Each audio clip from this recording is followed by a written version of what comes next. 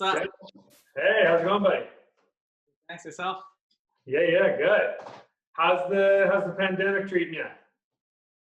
Oh, no, it's all right. It's a little bit gray outside, but it's actually been sunny for almost the last month, so we've been pretty lucky. Perfect. Looks like you got quite the little house of pain there. Is that where you've been working out?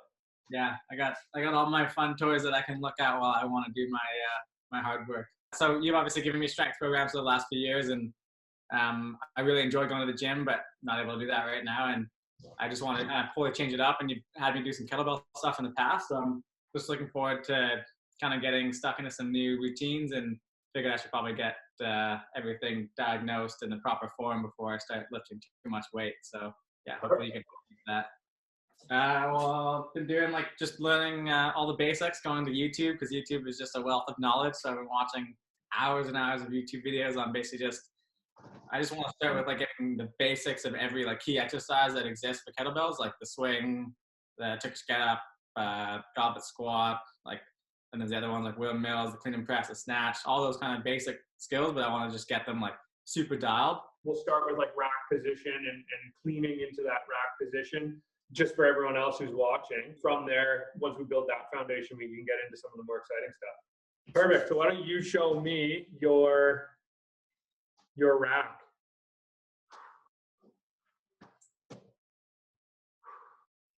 If we want to pull it up into our rack position, we want to start with the weight directly underneath our shoulder and our elbow. So when we pull it straight up, it goes straight vertical and it doesn't move forward and back. It doesn't move left and right. So you're here and you're pulling directly up into that rack position. When we're in that rack position, I always say there's two criteria for a proper rack position. The thumb needs to be on your midline and the bar of the kettlebell needs to be horizontal. If the bar isn't horizontal, your elbow's too low. It can also be too high. This is definitely a tough position, but definitely very important because this is the foundation of a lot of moves for any sort of kettlebell training. Is that something normal will just get better with time? Yeah, it's not going to feel like the most advantageous position, but it's also not going to be a compensated position. Being out here might feel easier. Part of strength training is putting your body into the most difficult position so that it can adapt and get you strong. So if we're always compensating, then we're actually not getting as much benefit from the exercise as we could be. The third thing we want to make sure that there's a straight line down the wrist. And how you'll accomplish that is by putting your hand into the corner of the kettlebell. Yeah. If you put it into the middle of the kettlebell and you flip, you'll notice that you'll get into wrist extension there and jam up your wrist. But as soon as you get yourself into the corner, the inside corner, and flip it, now my wrist is completely straight. Try that again for me. Beauty. You can let that right hand go behind your body at the bottom, let your right hand go behind your body, and then almost use that to create momentum to pull it straight up. There you go. And you're not quite getting that bar horizontal. So drop your elbow to make it more horizontal and then pin the thumb on your midline. Yeah, nice. There you go. So that's home base. Hold that there and just show me 3 squats. So then from that rack position, one of your exercises can just be a single arm rack squat. I like taking that right arm and bringing it forward for even more of a counterbalance. And then another exercise you can do is a reverse lunge. So if you step forward a little bit, just so you don't hit the wall, step back with your left leg, keeping that rack position, straight back and up. Use your right arm to balance and up. Yeah, nice. Perfect. And then from there, when you're done that exercise, lowering it is the exact opposite of how you brought it up. So you're just going to let that kettlebell roll over your arm and drop it straight down. Exactly. Any questions there? No. It's tough to hold it. Everything's clenched. So any shoulder press that you might think of is done from rack position, straight up, back down to that rack position.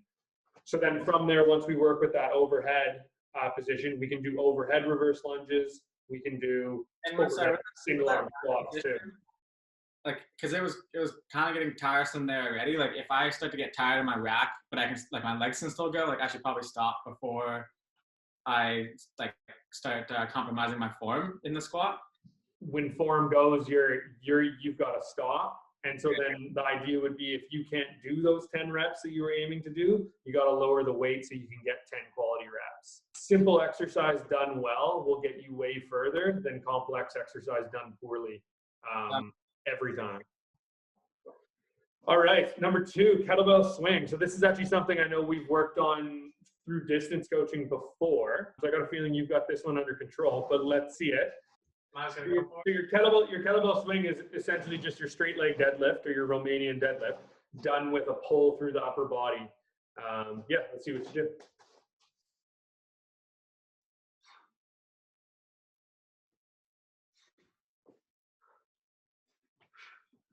Nice. Try to get a little bit more range. So let your torso come more horizontal. There you go. Drop down a little further.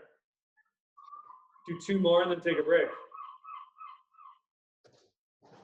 Cool. So that was really good. I just want you to work on two things from what I saw there.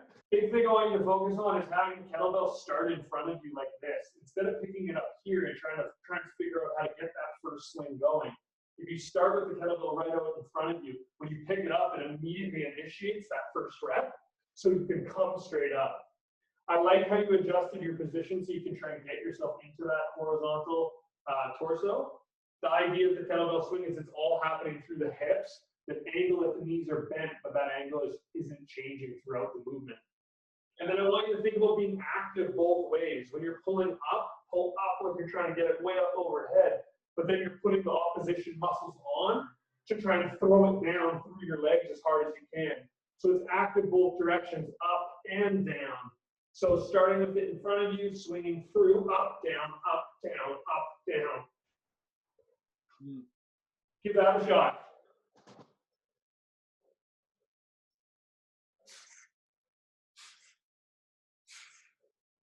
There you go. 3, 2, and 1. Good. Nice. Any questions there, Jesse, with the swing?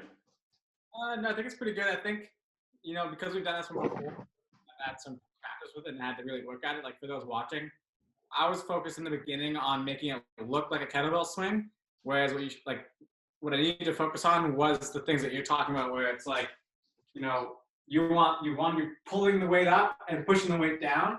And, I was trying to put my butt back and I was trying to get them up here, but I'm overextended here and I'm kind of doing too much there. So it's like when the weight's coming down, you just try to resist that and it goes as far back as it needs to. And then you're just standing up. You just want to squeeze your legs, your glutes straight up, but not over bending. And because when you're here, you want to be almost aggressive and not too far back and throwing it down and up and down. Yeah, perfect. That's actually a good piece you're just saying there. So this is almost a deadlift fault for people as well. Is what I see is people are deadlifting and they're coming up and they're going into hyperextension in their low back, like this, when they're trying to finish the big heavy rep like that. Really, the end of your deadlift is coming up, and it's actually a posterior pelvic tilt. So it's a squeeze of the glutes, a squeeze of the core to lock yourself in place. And actually, no movement happens in the spine when you're doing that deadlift.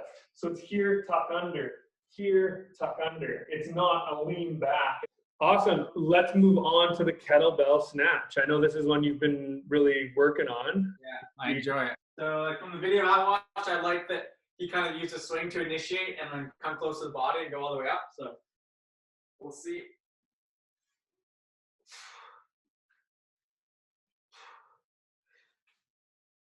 Nice. Yeah, and I like what you're doing with that left arm. Create that momentum through the left arm. Do 2 more.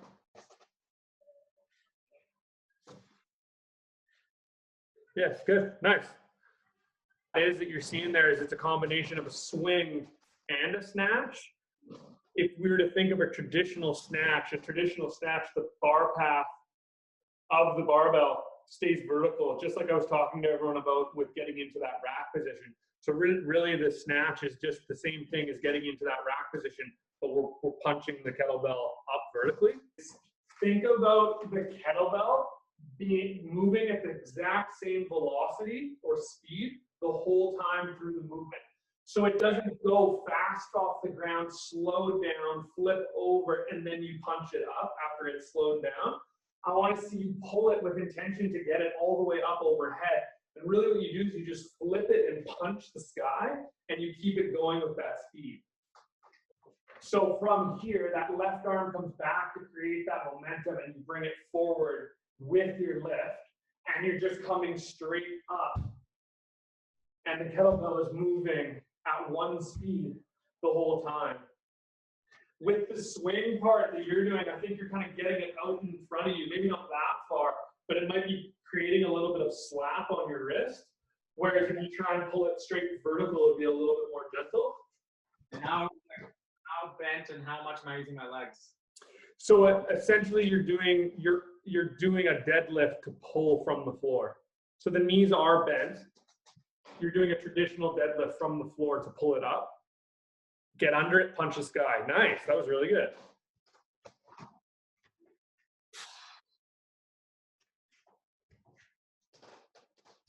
Good.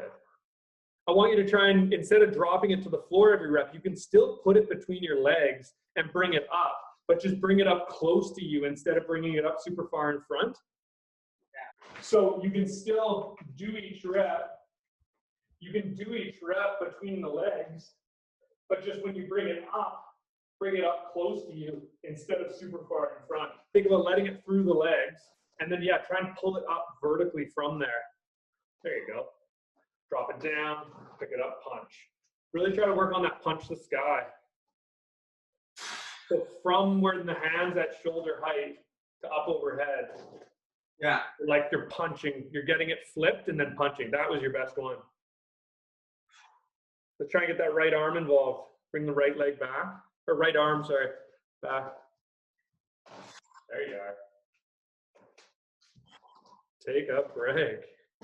Nice. To summarize that one, I would say the big things I say is kettlebell speed needs to be constant throughout. So it's not two phases, it's one. It doesn't stop at the shoulders or slow down at the shoulders and then punch it. You're moving it so quickly that you're just getting underneath it and carrying it up, which makes the movement a lot easier. The quicker you move with your legs, the more power you'll produce from your legs and the lighter the kettlebell becomes on the shoulder. Think about that, yeah, that vertical straight pull, just like your snatch or just like your clean is. Questions there? Are we good? Yeah, I like it. So you said you were doing some Turkish get-ups. Are you feeling comfortable with those? They're weird. Okay. Definitely a lot of little movements that to get them to go has been challenging, but yeah. So I'd say the biggest thing with the Turkish get-up is it needs to be done really strict. And again, it's that thing where we're trying to not put ourselves we're trying to keep ourselves disadvantaged and make the exercise harder on ourselves. And you'll be able to catch yourself making these little adjustments to actually bring yourself into a smaller base of support to make it easier to do each step. But if you're quite strict and you lock your positioning in, the exercise becomes harder, more effective. But the unfortunate part is it has to be lighter. But if I'm going to do this with my right arm, my left heel's on my water glass, and my left hand is out on a 45-degree angle at my Gatorade bottle. So when I come up and I come down, my hands need to return back to that position, and we're not like adjusting throughout the rep. So big thing, when it does get heavier, we want to roll over onto our side to pick the weight up from our side with two hands, bring it to the middle, press it up with two hands, then drop the one hand over. Left foot's on my water, left hand's on my bottle.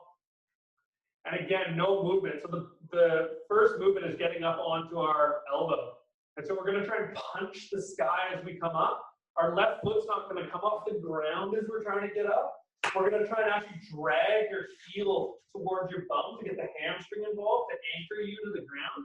Same thing with the hand. You're going to try and create a tension, like a pulling tension in this direction, but the hand's not going to move. And so if you have those anchors, you can come up onto your elbow very easily, instead of doing it like that, having everything go. So anchor yourself in, come up to the elbow. Yeah. From the elbow, you come to the hand. From the hand, you come up into a bridge. Really get a nice big glute squeeze here. Then the left leg is going to sweep through into what I call like a 90-90. So there's a 90-degree angle at my left hip with my torso and my left arm with my torso. This is a big cheat here where people, I'm just going to move back a little bit. This is a big cheat here where people, from this 90-90, they rock to get up. So I want to see that 90-90 position hold and just stand straight up instead of that rock back, changing your base of support and making it easier. Spin, stand up. Okay? Again, step back to do the reverse, spin 90, find that same position. This is a really good one to slow down, reach really far out. This is your eccentric lowering, which actually makes it really hard. Kick that leg through to that original position, drop the bum down. Again, eccentric, slow lowering to the elbow. And this one's even slower. It's like a reverse crunch. Slow, slow, slow. Two-hand press, good.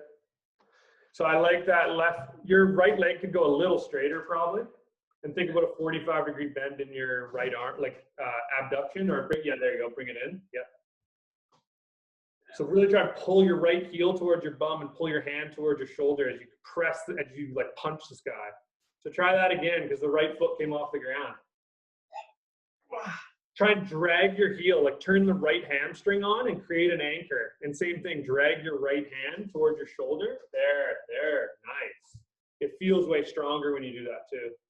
Yeah. Push up to the glute bridge, big squeeze of the bum, nice. Squeeze both, or which glute? You'll feel it more in the right on that one. Okay. Kick the right leg through.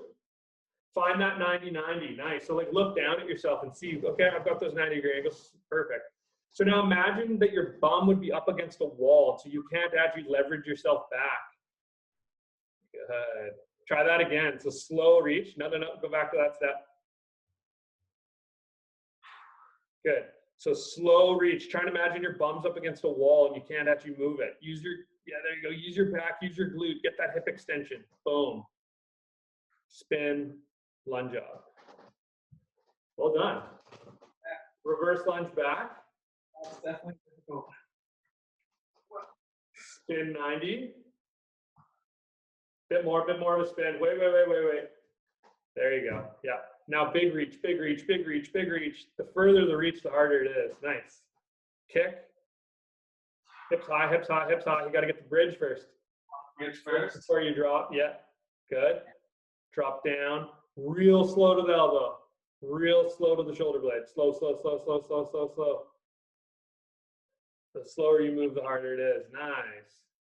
Good. Two hands and you can drop it behind you. Okay, so this time don't go to the next step until I tell you like advance, because I really like stopping and kind of owning each step before you go to the next.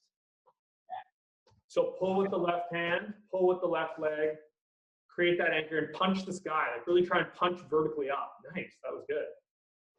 Come up onto your hand. Thrust up into that glute bridge. Kick the left leg through for 90, 90. Nice. So now you've got yourself in quite a bit of a reach there. This one's going to be tough. So now imagine you're up against a wall so that your hips can't go towards your door there behind you. And then try and get yourself up using your back and using your glutes. Come up into hip extension. What are you leading with? Exactly. You're punching the sky. You're leading by like trying to use your upper body to get you up. Yep. Nice. Spin 90, stand up. Good, slowly back. Spin 90. Big reach. We didn't mark this one, but I want to see that 90-90. So whoa, you just let your hips sink back there when you went back. So don't let the hips sink backwards. There you go. Nice work. Kick that left leg through. Hips high. Drop the bum down to the elbow. Slow. I really like doing this one. You feel that in your core. Two hands, drop it down. Any questions there? No, just got to work on it. Okay. We had one more before we wrap this up, and that was the windmill. A little bit more of kind of like a mobility exercise as well as a bit of a strength exercise. It feels really good. I usually use it as like a warm-up drill more than actual strength. So bring it up into that rack position. This is the windmill. Yep, perfect. Now press it straight to the sky. Drop that shoulder down and lock it in. Good. And then I was. Let's see what you were doing. Pointed away from the weight.